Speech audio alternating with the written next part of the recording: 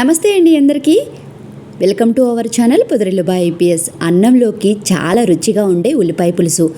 ఇంట్లో కూరగాయలు ఏమీ లేనప్పుడు ఇలాగ ఉల్లిపాయ పులుసు చేసుకొని చూడండి, చాలా టేస్టీగా ఉంటుంది. ముందుగా స్టవ్ ఆన్ చేసుకొని మట్టి గిన్నె పెట్టుకొని అందులోకి ఆయిల్ వేసుకొని, ఆయిల్ హీట్ అయిన తర్వాత 1 స్పూన్ మెంతులు వేసుకొని ఫ్రై చేసుకోవాలి. మెంతులు బాగా ఫ్రై అవ్వాలండి. ఈ విధంగా ఫ్రై అయిన తర్వాత కరివేపాకు వేసుకోవాలి.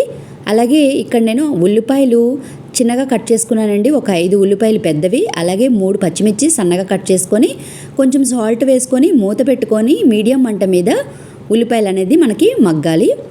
ఈ విధంగా మనకి ఉల్లిపాయలు మగ్గిన తర్వాత ఇందులోకి 1 స్పూను పసుపు, అలాగే 2 స్పూన్ల కారం వేసుకొని మూత పెట్టుకొని చిన్న మంట మీద ఉల్లిపాయలు అనేది మనకి మగ్గాలి. ఈ విధంగా మనకి మగ్గిన తర్వాత ఇందులోకి ఒక పెద్ద నిమ్మకాయ సైజ్ అంతా చింతపండు ముందుగానే నానబెట్టుకోండి. ఆ చింతపండు గుజ్జును కూడా ఇందులోకి వేసుకొని 1 స్పూను ధనియాల పొడి, 1/2 స్పూను జీలకర్ర పొడి కూడా వేసుకొని మూత పెట్టుకొని మీడియం మంట మీద ఒక 10 నిమిషాల పాటు ఉడకనివ్వాలి. ఒక 10 నిమిషాల తర్వాత మనకి కూర అనేది రెడీ అయిపోయిందండి. స్టవ్ ఆఫ్ చేసుకోవాలి.